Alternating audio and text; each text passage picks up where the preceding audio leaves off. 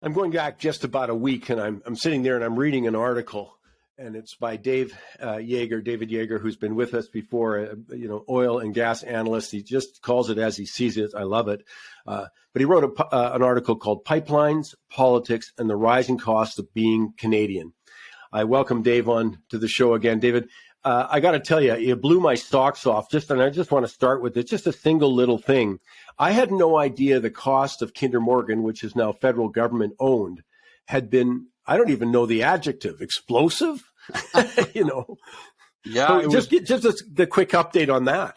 Well, when the line was first proposed here, I just want to make sure I got the figures right. When Kinder Morgan first proposed twinning or expanding the capacity of the original Trans Mountain pipeline that dates back to 1953 or whatever, the project at that time was $5.4 billion to finish the rest. There was also something called the Anchor Loop that predated this in 2008, and that's where they twinned the pipeline through Jasper National Park. Yep. Nobody said a word. They just put it in the ditch. And I think that raised the capacity of the pipeline from 240,000 barrels a day to 300,000. So anyway, at that time, there were multiple pipelines on the table. So on December the 16th, 2013, just checking my notes here, a lot of data in here, so I got my article handy. They put a pin in it at $5.4 billion. And the latest cost estimate a couple weeks ago was $30.9 billion. And even the people that said that, the current operators of the expansion, said that may not be the final number. And I hear through the grapevine that even that number is not going to be the finished cost. Yeah, it's mind-blowing, actually, though. And unfortunately, when we start talking numbers of this size, it just sort of numbs people. I mean, they're too big to comprehend. I remember when the government took over, again, this is off the top of my head, but I remember my thoughts was this is a $7-8-9 billion proposal, for the government to take over when, then Trans Mountain sort of backed away. And I look at this number now and it's mind blowing. And it's not the only one. I mean, we've got Coastal GasLink we could talk about too. Well, I affectionately call the pair of them the two most expensive pipelines in the world. And I there's not a reference there, but I think they put in the ones they blew up in the North Sea, Nord Stream. There were 4 pipelines there. And I believe the total for all 4 of those was like 10 billion, and they were 1,100 kilometers. So it's 4 pipelines at 1,100 kilometers. So they put in 4,400 kilometers of pipeline on the seafloor for less than half the money that the current estimate of Trans Mountain. But again, different times. That may be simpler, actually. It may be cheaper to lay a pipeline on the ocean floor than blast through mountains and go down valleys and so on. But excuse me, I can't believe that Kinder Morgan isn't happy they're not involved with it. When they look at these kind of numbers, they were happy to own it. I mean, they bought it. They owned the pipeline, but they basically in early 2018 threw up their hands in despair at the court challenges and the delays and the rising costs, and basically gave the Canada an ultimatum: either you sort this thing out expeditiously and give us the approvals to proceed, or they're not going home. I mean, in a sense, they operated the current pipeline, and then the federal government stepped up. I believe they bought the existing line and took on the commitment for the expansion for $4.5 billion. But of course, that followed the cancellation of pretty well every other oil export pipeline. So they, the Crown may have been cornered on that one. I find it interesting, though, there's been very little attempt to sort of quantify the cost of Canada's anti-oil, stand. I mean, clearly not welcome. Ironic, by the way, when I look at the budget numbers, in the saving grace of our economy is the energy side, because it's not residential real estate any longer at this point anyways. But I'm sort of going, the child noir of Canadian economy is the oil and the natural gas. And yet, man, it's the only sector really exploding here at this point. So there is that irony. But my question has always been, what did we get for this opposition? We know what we canceled Northern Gateway, for example, and sort of the trials and tribulations here, but there's, a huge list of major projects that have been canceled because of the opposition here and in Canada. Yeah. What's really matters, Michael, of course, is a couple election wins. The Trudeau Liberals got an election win in 2015, in part because of their climate activism and their opposition to oil. John Horgan, when he became NDP leader, is a perfectly normal human being up until he ran for the NDP leadership. He was a trade union guy and he liked pipelines. He was all for Northern Gateway, but when he became NDP leader, he got amnesia of what he did before that. And one of his campaign platforms was that we'll use every available tool to block TMX. So this was completely politicized. I mean, you have to go back though to remember the same time this is all happening, early last decade. You go back to, say, 2010, 2011, massive discoveries of natural gas up in northeast BC in the Horn River and later the Montney. And so this is, you remember, you've talked about this before, I'm sure, on other panels, how many LNG projects there were. I remember in 2013, when I was working for MNP as their national leader for oilfield services, I went to a conference in Victoria sponsored by Premier Christy Clark's new Department of LNG Wealth Redistribution. and all this cash was coming in, and they had to have meetings after meetings of what they're going to do with it all. And I would say, I just come from the other side of the Rockies. We'd had a similar thing in 2008 with the oil sands. We had $100 billion worth of oil sands expansion projects on the books, which of course were the drivers behind these pipelines. But I had to remind the audience in 2013 that just if anybody's noticing, none of these ever got built, or most of them didn't get built. And with some caution. At the same time, the forecasts, when the oil sands boom started rocking, the projects on the books in early last decade, at the time when these pipelines expansions were proposed. Remember, there were several, right? There was Northern Gateway. That was going to take something like 800,000 barrels a day to Kitimat, out of the shortest distance from Edmonton to Tidewater. And then there was also Energy East was alive. That was going to repurpose one of the natural gas pipelines that was no longer required because of the growth of shale gas. What had happened is our captive market in Ontario had been displaced by more supplies of cheaper, closer gas from the Marcellus Shale and so on. There was the Line 3 expansion. That actually went ahead, actually. So, and then there, of course, there was Keystone XL. And so there was a potpourri of pipelines. And what happened was that at that time, the tar sands campaign, which started out of the States in 2008, they began in the States with opposing Keystone XL, which Obama finally killed in 2015. But the idea was that if we stopped market access, we would stop oil sands development. And so what happened with the cancellation of Keystone XL the first time in 2015, and the futility, the cancellation of Northern Gateway by the Prime Minister in 2016 as he approved this one, which still isn't built 7 years later. And as Trans Mountain actually gave up on Energy East in 2017, they just kept throwing more curveballs at them. You know, the what followed in that period, which is not put into the math of the cost of this interference, was this massive capital exodus. And that is well known. That's where all the international companies say, well, wait a second here. If I can't get this oil to market, I mean, the attraction of the oil sands in North America with those with longer memories about important issues like security of supply was that we had a captive market. This is just gorgeous. We've got just a virtually unlimited resource in Northeast Alberta called the oil sands. We've got a country with an insatiable appetite for oil in the United States. It's still a net importer, by the way, despite all the progress they made with the shale oil. The technology was proven. By this time, Syncrude, or Great Canadian Oil Sands, now Suncor, had been up and running since, I think it was 1967.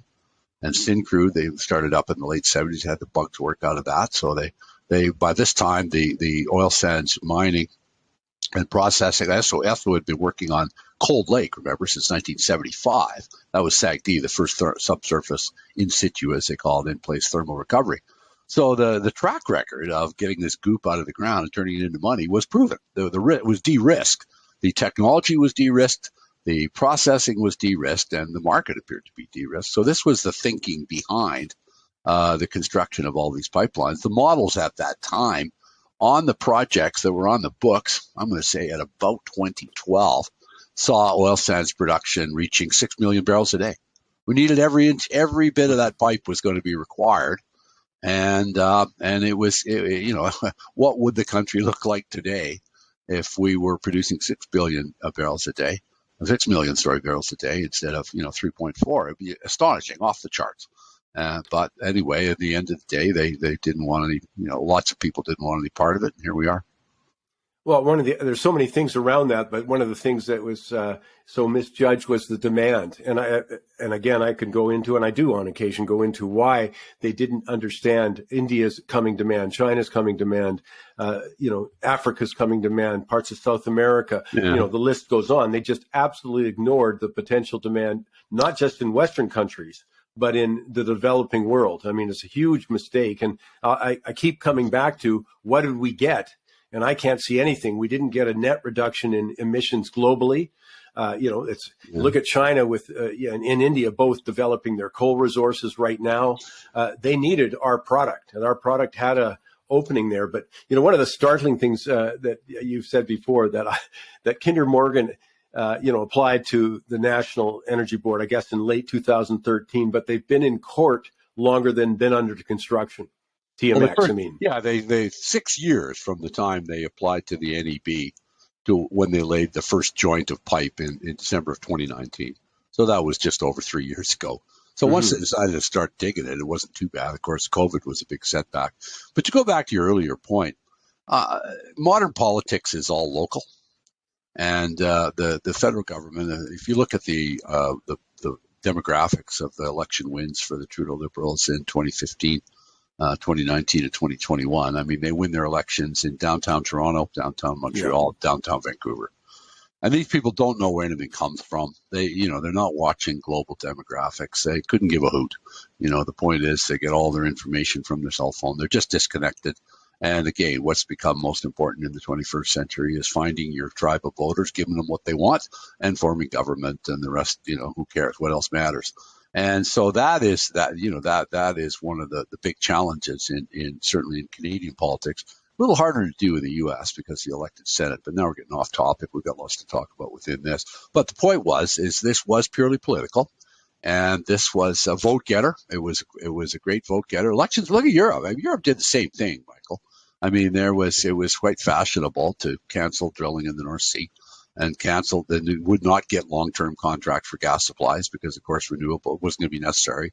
They wouldn't. We'll take the Russian gas because it's available and cheap and handy. They did not diversify their supplies. They didn't do long-term import contracts from other jurisdictions because, of course, they weren't going to need it because wind and solar was going to pay the freight. So this phenomena was hardly restricted to Canada and the United States. But on the other hand, the country with the largest opportunity to grow its production, with the largest resource base, with the brains, the capital, and the know-how, the one country that did this that stands alone in its determination to economically self-immolate is Canada. Many of the countries that did this wasn't the number one resource industry. They weren't one of the top five oil and gas producers in the world. If you look at the top 10 oil and gas producers in the world, Canada stands alone as the only country that passed a law prohibiting tanker traffic, exporting oil by tanker. I mean, it's unheard of that they would self-immolate their own resource industries. Unprecedented. The other thing that's changed, though, is now at least a growing appreciation that you're not going to get the renewable transition without fossil fuels, or a growing understanding that natural gas is needed, whether it's in the fertilizer market or it's a transition fuel. I mean, the demand is going to be there. And that was completely ignored, in all of these debates going back. But I'm just saying the rationale for Canadian ethically produced oil and gas seems even stronger. And I'm not so sure our attitudes have matched that, at least politically, I mean. The energy transition was done in a complete vacuum of science and physics. It was done in emotion and fear and politics. Everybody said the climate science is settled. I'm not going to argue with that. You put enough goop in the atmosphere. If you change the chemical composition of the atmosphere, you can change the weather. It happens every day. In dry countries, it gets cold at night. And in wet countries and moist countries, it doesn't. I mean, the atmosphere will trap heat. I'm not going to go there. But what completely devoid was energy science. And that is the physics of energy, the molecular strength, and so on. So the idea was that the votes were there for wind and solar. It all looked promising. Why it never occurred to anyone that solar didn't work when the sun goes down. I don't know. They should have called it moon power, I guess, and instead of solar power. I don't know. But there was I have a slide deck from that period that I call it. That's how the world lost its mind on energy. And there was a period of time, after the last recession, or the Great Recession of 2009.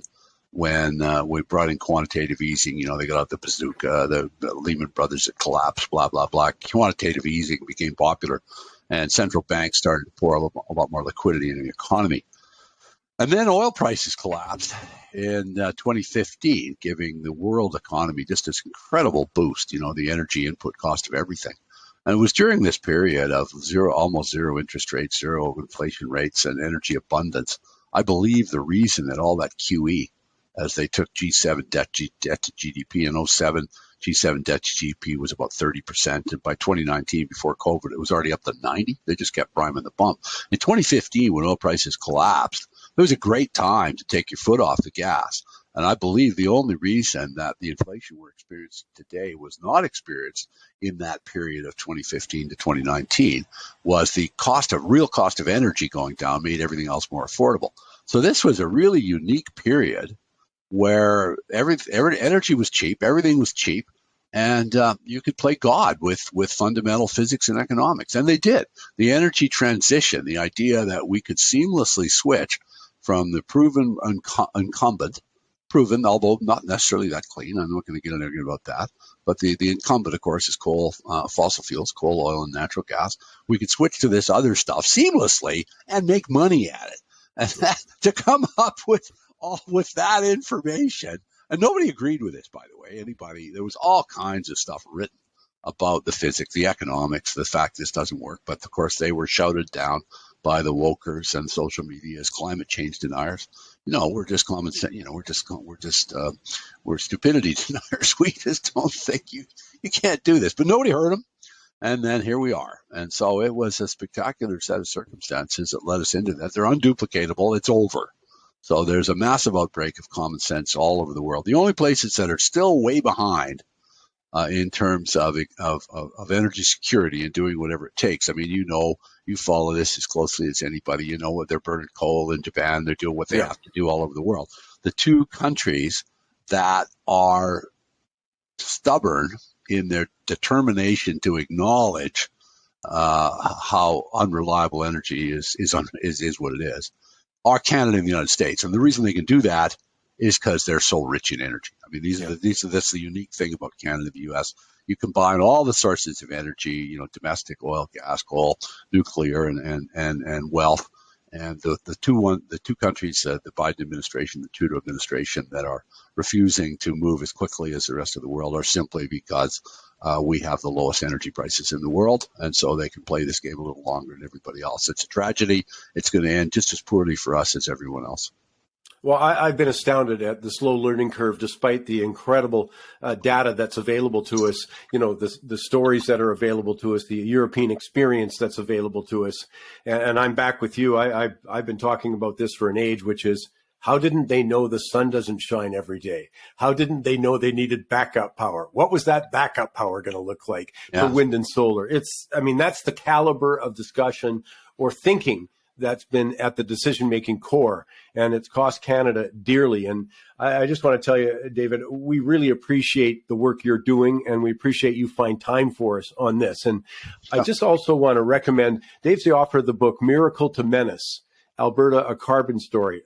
So much good stuff within that. And of course, look for him writing. I know he's busy in the sector right now, lots of things on his plate. So David, I really appreciate you finding time for us.